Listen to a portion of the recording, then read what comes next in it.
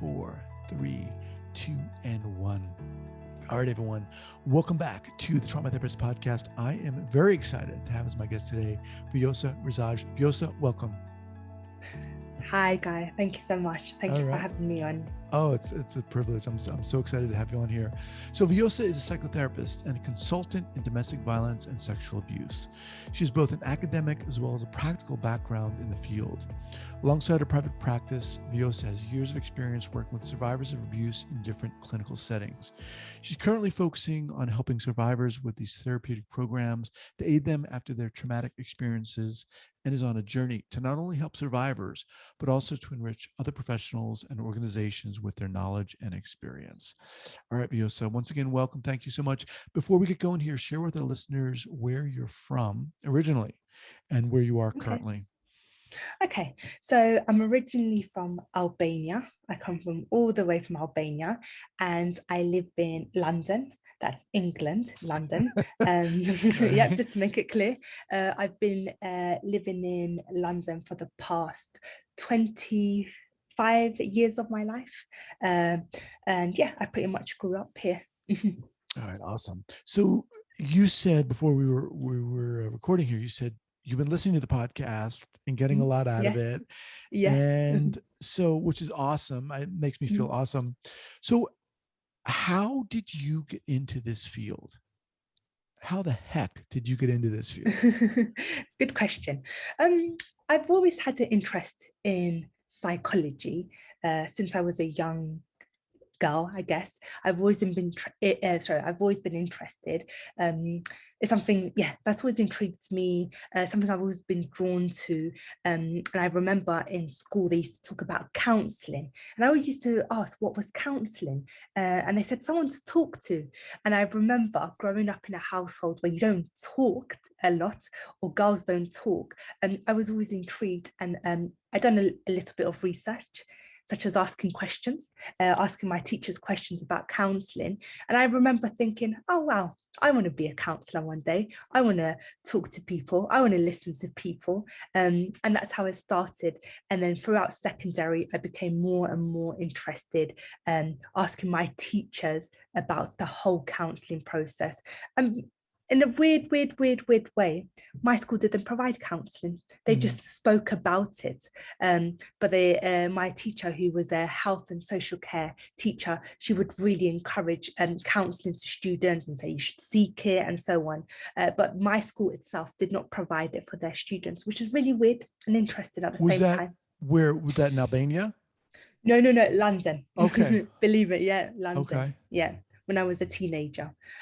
Because counselling, I guess, in those days wasn't, I guess people were still not used to it. It still wasn't introduced in schools. It's not as big as now, is it? So back then, not many schools in London would have a counsellor, therapist in their building. But I believe obviously now things have changed. Sure. But I just remember, I would hear the topic, to be clear, I would hear the topic of counselling because what I would study in school, they would talk about it. They would really encourage well-being. We had these days where it was all about your well-being, and that's where I would hear of counselling, therapy, psychology, and that's where I became intrigued. Okay. Just to be clear. So where did you go to school? How did this interest how did it play out? Sorry, say that again. Sorry, guys. How did things evolve for you such that you started becoming educated as a therapist? Yeah. So secondary school, as I said, questions, asking around. And then when it was uni time to go to uni, for me, it was standard. After secondary, you go to sixth form, which is, I don't know what you call it, a college. And then a college is university, sorry. And then when I was applying, I thought I always wanted to be a lawyer. That's what I thought I was going to do, law. But then I saw psychology, and I thought, oh my God, psychology. And then I saw a course at a university, Roehampton University. They offered psychology and counselling. And I thought, oh my God, counselling. And I had applied for it.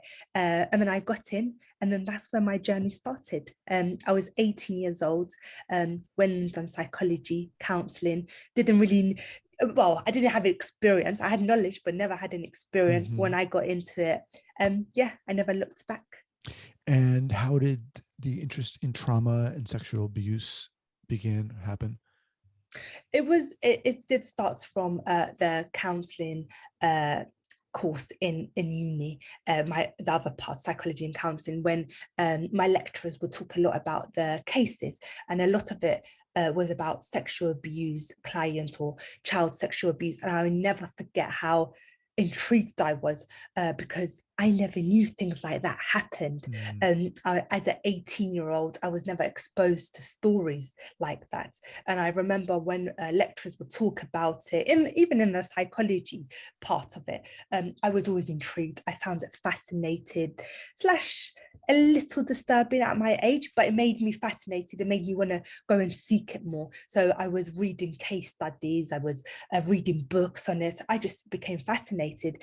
And very weirdly after that, I started attracting sexually abused victims, such as, friends or maybe colleagues later in life, or just even strangers. I felt like I was attracting sexually abused victims, and Do you hold on had, one second? Do you mean professionally while you were seeing clients, or just in no, your no, no. life? In my personal life, sorry, to Okay. be clear, in my personal life, and this is why it's so interesting. And I had once a lecturer say it just in our lecture, and this is why I knew I had to specialize in this field. She said, you will know which area you want to go into. You will know which area you want to specialize into, because you will attract certain people in your life. And I thought, Wow. oh, wow. And I thought, okay, wow, it's my calling, sexual abuse, to specialize in this area. And bear in mind, it's not something, again, I've been exposed to. I haven't heard in my personal life. It's just I started university. I'd done a course in psychology and counselling. My lecturers would use examples of child sexual abuse, and I just became intrigued and fascinated, rather. And then I just started attracting sexually abused victims in my life. And I thought, I thought it was my calling. And then I went and studied and studied and studied, and then finally done another master's in understanding sexual abuse and domestic violence. Yeah, I'll stop Okay. there. Okay. So you did all the studying at what was your first job or clinical setting where you started working with this population?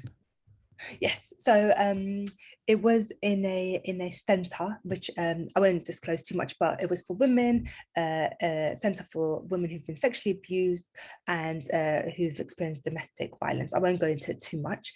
Sure. So I was volunteering there as a trainee counsellor, and that's where I started seeing my clients or clients from that background. And I just remember, it was just so natural to me to be in the room to work with these clients. And back to my thing about it being my calling, it was just so natural, and I just knew this was for me. I'm meant to be in this specialism. So yeah. So talk a little bit more about that. I mean, because it's one thing, as we all know, to study something, and it's another, Yeah. especially trauma and Yeah. sexual abuse, to study that, and then to be in a position where you're working with someone. Given the fact that you said it was your calling, I imagine it wasn't always easy. No, I no, mean, not at all. what was it like for you as a woman to be working with other women who'd had that experience? It at the beginning, it was hard. I think, as I said, those stories sometimes in the beginning disturbed me. It Yeah. disturbed me. I just never knew there was a world out there like what I was hearing. It was really hard. It was really hard. And how I handled that was exposing myself to more case studies, more stories, reading. And I thought, oh no, I can't get any more disturbed. But I read even more disturbing stories. But the more I read it, the more I found it fascinating. And I thought I would think about the victims. How are they okay? How do they function afterwards? And I think my interest, my eagerness to just understand their psyche afterwards kept me going, because it's not an easy area. It's not for everyone. That's something I've learned, and I actually train other professionals, and their reactions or what they say, you can tell it's not something for everyone. So it is very difficult, but for me, what kept me going is I think my overall interest in that area. I just, again, the word I keep using, fascinated, how someone can experience this trauma and function well. Some of them function very well, and well, most of them function well. And just understanding the psyche after that trauma, and I found fascinating. So that kept me going. I do think you have to have an interest in this area, or you just can't do it. It's not for everyone. That's Right. what I've learned.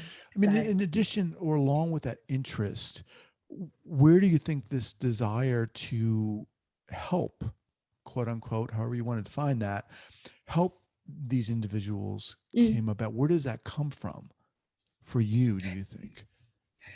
just help in general, or help these survivors? Help women who've been sexually assaulted, sexually abused.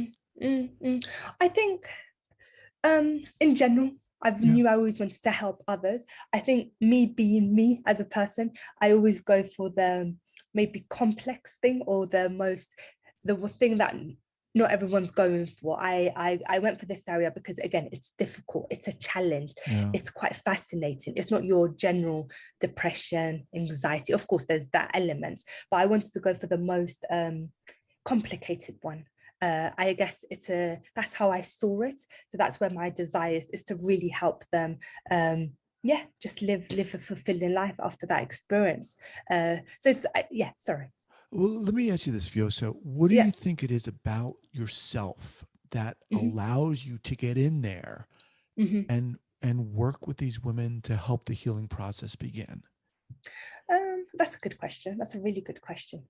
I guess all of this that I'm talking about in myself allows me to hold a space for these victims, a really authentic space, a genuine or space for them, because I want to hear their story. I want to be there and hear their story and help them. I think that's what it is about me, and that's what clients pick up from me, that I want to hear the story, I want to help. And usually survivors pick up Mm-hmm. things like that very quickly. Who wants to help them? Who can they trust? Who is safe?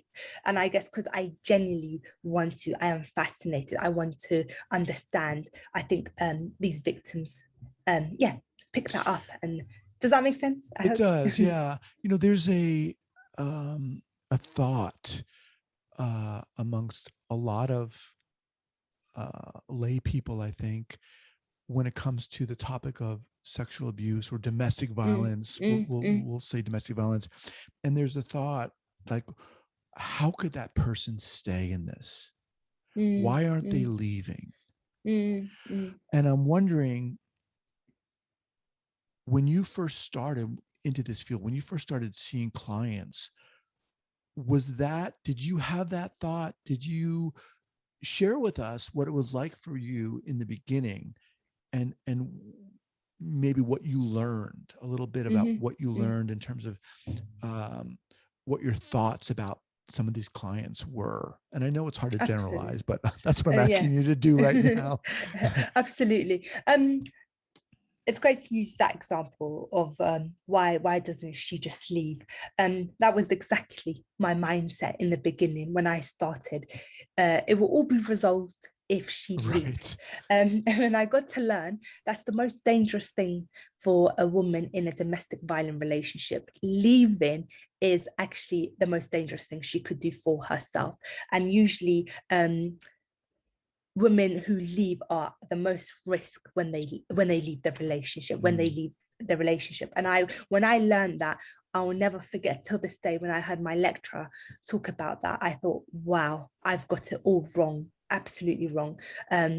So it was I guess learning, hearing other professionals, hearing people who've worked with survivors for years and years, hearing that was very well refreshing. I've never heard such a thing. I thought if you leave, that's how you resolve it. But hearing that is the most dangerous time for them, it opened my eyes, and it opened my eyes how complex these two areas are: sexual abuse, domestic violence. And it just made me want to go and seek more information, learn more. And that's Mm-hmm. why my background, as you can see, I've studied so much. I feel like I had to understand, I had to study it before I really went out there in the world and worked with these clients, because it's not easy and quite complex. Until this day, 2021, you hear other professionals say, but why don't they just leave? And I have to train them to tell them why they shouldn't leave, or why you can't. If they shouldn't leave, well, I'm hearing you say a couple of things. You're saying if they leave or when they leave, that they're at the most risk for further harm during that time. But what are they supposed to do if they're not supposed to leave or get out? I mean, my thought would be if they did leave, they were supposed to have obviously a plan, a safe place to go to. Of course. But are you saying they shouldn't leave? No, not at all. It depends on the client. Yeah, thank you. It depends on the client. If the client, if my client presents that she wants to leave, we do with my survivors, I always do risk assessments every session. We create a safety plan, and in that safety plan, we go through so many checks, and it's revised before she leaves. But it's the I was trying to answer my mindset in the beginning of why doesn't she leave? And sometimes leaving, not all survivors, but most of them, when they leave, or it's usually the most dangerous part. It's the riskiest parts for them. So it has to come from the client. If she wants to leave, you have to create a safety plan with her before she leaves, because it's the most riskiest, dangerous time for her. Yeah. One of the things that has come up a lot, especially now in our lives, in the news, more and more we're hearing about trauma, about sexual abuse, and especially towards women, a lot of women not disclosing what's happened for years. As a specialist, someone who's working in this field, what do you feel is really important for you? One of the things when you start working with someone? I think it's providing that space. It's that space, hearing their story without judgments, without assumptions. These survivors have usually come with a lot of feelings and thoughts of what people would think, what people would say. Usually they're not believed, or they've gone to a professional, or many professionals, or comments have been made, or their stories haven't been taken seriously. I think for any professional is just to provide that safe place, no judgment, just listening, hearing their story. I think that's the first and most important thing for these survivors. Let me just remind everyone that I'm speaking with Vjosa Rizaj. Specialization is sexual abuse. And you work with consulting, you work with clients, you have a private practice, you also help other professionals. What are you doing to that end? Are you providing courses, consultation, but what else? Absolutely. So yes, of course, programs, I like to call them, for survivors. I offer a few programs to help with things such as self-esteem, building their identity, having a healthy relationship with their body, a relationship with sex, relationships in general. I cover a lot of topics, and they're programs specifically designed for survivors of abuse. I also, as I've been mentioning, offer training and workshops for professionals. That's something that I've been getting into quite a lot lately. I've been doing, which has been not so great because it's been all over Zoom, but hopefully after this pandemic, we can get back to face-to-face. Therapy, of course. I still have my practice. I can't let that go. I do enjoy seeing my clients, and I'm doing quite a lot of projects here and there. And my website needs to be updated with all the projects I'm doing, but I'm doing quite a lot, but all with survivors of sexual abuse and domestic violence, just to highlight. Okay.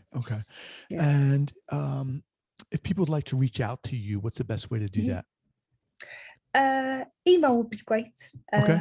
Email would be great, yes. Why don't you give us that email, and I'll also put it on the show notes page. Yeah, that's great. What's your email? Oh, you want me to say it? Sorry. Yeah. Oh, it's info at VR therapy consultancy.com. Okay. Info Sorry, at a bit long. info@vrtherapyconsultancy.com. Okay. Again, I'll have that up at the show notes page at the Thank you. traumatherapistpodcast.com. Yes, definitely. Vjosa, when you're working with therapists, other therapists, Mhm, clinicians mhm, mhm. for whom this is a somewhat new topic, what do you find is maybe a common misconception, a common misperception about working in this field, working with survivors of domestic abuse and sexual abuse? Mm. Um, I think the main one is that about men, that men, and even I'm guilty, as you can hear, I'm saying her, woman, she. I'm not saying it, I'm not mentioning men, but a lot of therapists, clinicians, they forget men, that men experience sexual abuse, men experience domestic violence. I think that's the main one, and it's just reoccurring. And yeah, with I think in all my trainings, all my workshops, that's the reoccurring theme that stays consistent in Mm, everywhere I go. I think that's the one. I think be open to the fact that men experience it as well, very much so. In my practice, it's actually not women who, it's not I have more female clients. It's actually even. I've got the same amount of men really? and women. I do, yeah. And Wow, that's interesting. something when I share that with other therapist, I get the same reaction. Really? No way. I actually have half half. It's equal. Sometimes maybe more women, but men are up there just as much. I have a lot of men approaching me, and I think that's the main thing that I'm finding with a lot of therapists. They forget men. Share with us an early clinical error. Um, I don't know if this is an error, but Mistake, it whatever you is want to maybe. call it. It is. Okay. I found myself in the beginning being very accommodating, Mm, which affected them, affected me. Um, Boundaries are good for clients. Hey, they're good. But if you have a client who always wants to change their appointment, wants to change payment date, or wants to pay you next month, not this month, and you're very accommodating, it affects you.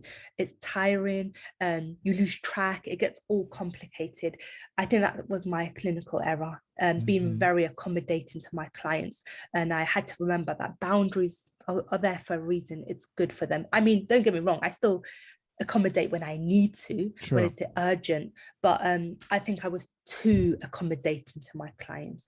And you have to remember boundaries is good for everyone, not just them, Well, for everyone. that example, I mean, was a lot of admin stuff. What about for your clinically? Were you clinically accommodating, working with them, or what? I'm kind of looking for a more More clinical. clinical. Yeah, you don't have to be specific, but Maybe one thing maybe I like to ask questions. Maybe in the no beginning. judgment, Fiosa. No, no, no, no, No no, no. judgment I've here. learned, I've learned, I've learned from my mistakes, and it's something I share.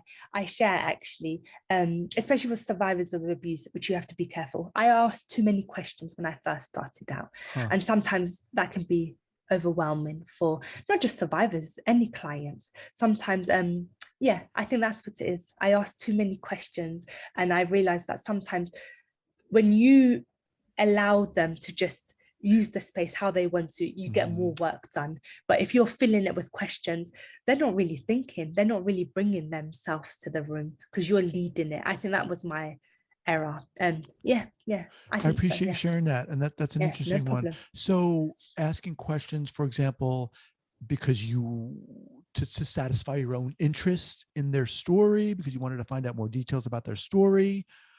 Um, Maybe when I reflect on it, it's just on the spot. I've never thought of it. Good question. When I reflect on it, I do think it's to get the full story, and also maybe in the beginning I was filling the space. I was yeah, I was just I was filling the space for the client because maybe I couldn't bear the silence. But as I've learned, I've experienced that it's important you don't ask too many questions. It's important that you don't overwhelm a client with questions. You let them lead. But yeah, I think that's what it is. I've never thought of it, if I'm being honest. now one of the things that comes up a lot with Mhm. working with trauma in general, and I'm wondering what your take on this is, since we're talking about sexual abuse and domestic violence is how to manage your own state when you do get triggered in a session. What things do you do to manage your own groundedness, and if and when you do get triggered, how does that come up for you? Absolutely. I mean, coming from a culture where domestic violence is very big, in a family full of domestic violence, that part definitely I had to be very careful, it triggering me. And yes, it does trigger me. I think for me, I always rely on my supervision. My supervision always helps me. That's my space to get it off my chest, to explore. But that's more. Sometimes supervision is not the next day or in the evening. I have to wait a whole week or a whole month.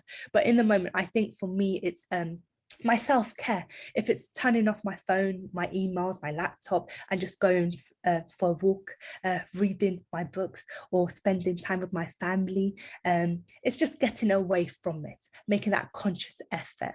When it's too much, a bit unbearable, I definitely need that time away to go and reflect, or gym, run it out of my system. But it's something that is very important in this area. It's something in my trainings that I do. I spend a lot of time talking about the self-care, and for me, again, it's a simple walk, or spending time with my family, or turning off all my phone, tablet, everything, to just get away from it. I till this day, I still journal till this day, my own way. I journal, I do yoga, as I said, I go gym, all sorts of stuff to help me. But your self-care routine is so important when you work with these clients. Yeah. Awesome. Now, do you work exclusively with trauma individuals, people who've experienced trauma, sexual abuse, domestic violence? Is that it? No, not at all. That's what I specialize in, but I work with anyone, everyone, everything that is presented. But yes, that's a question that I get asked quite a lot. But no, I work with anyone, everything, all sorts of presenting issues. But that's sexual abuse and domestic violence is what I specialize in. Yeah. Now, I think there's a lot of questions I want to ask you. Please. As we get ready to close out here. Now, for those of the listeners who are out there who maybe don't have the specialization and who are curious and want to learn more, are there, and I know it's hard to generalize and it's going to be different for every client, but are there certain questions or signs that you ask or you see from a client that maybe indicates to you, okay, there might be domestic issues going on here or sexual abuse going on here? Very good question. Very good.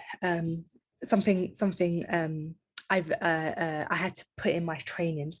When you suspect, or when you get signs, or something's telling you that doesn't sound right, it's sexual abuse or domestic violence. I mean, questions. I don't want to contradict myself. So questions that you ask the client, you have to be very good with your questions, and you have to ask them questions such as, what is a healthy relationship to you? And usually that's the question that kind of spills it for them, that, oh, this is not healthy. He shouldn't, or she shouldn't be hitting me or saying those things to me. And with some clients, maybe it takes a few times to prompt, but usually that's the question when you get them to highlight back what is healthy, what is allowed, what isn't allowed, what is rape and what isn't rape. I think the questions you ask that client is very important, and it prompts them to think. And usually, from my experience working in this field for how many years, that's what helps them realize that it is domestic abuse or sexual abuse. Yeah. So appreciate that. All right, Vjosa, what's the best way as we close out here? Then I'm going to ask you about a go-to book recommendation. But before we do that, what's the best way for people to get in contact with you? Email would be great. Okay. And what do you want to give them your website? Yes, that would be great, even better. So it's www.vrtherapy, therapyconsultancy.com. And my email's there, and even my phone number. But bear in mind, I'm all the way in London, so be careful. Charges may apply. All right, we'll have that listed again at the show notes page at the traumatherapistpodcast.com. All right, how about a go-to book recommendation from you? Okay, I know this has been probably suggested a million times, but I have to be true to myself. There you go. 2 books. The Body Keeps the Score is something I still go to this day, and Waking the Tiger, Healing Trauma. Those are my go-to books, and they helped me a lot in this field. Okay. And it's books I recommend to my clients as well. Okay. So Body Keeps the Score by Bessel van der Kolk and Waking the Tiger by Peter Levine. Before we go, one more question. As you were talking, this came to me. How important is it for you when you're working with clients, again, with people who've experienced sexual abuse and or domestic violence, to trust your gut, to trust your instinct? And did that change? Has that evolved from when you started out to now? Absolutely. It is so important to trust your gut. And I found from when I started to now, my gut is my best friend. It's literally, it's so on point. Let me just say it like that. It's so accurate that I trust it. I go by my gut before anything else. It never lets me down. And I've noticed from my clinical errors, maybe, to always follow my gut. What the client presents, my gut will always tell me if there's something I need to, wonder, or something I need to act on. Yeah. Right. Interesting. Yeah. Okay. Appreciate but that. Interesting question you ask.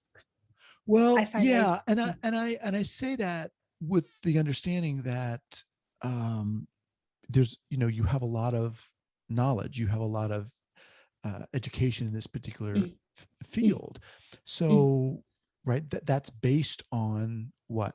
But it's also based on, when you're sitting in front of someone, another human being, you get a feeling, you get a sense, you get a somatic sense.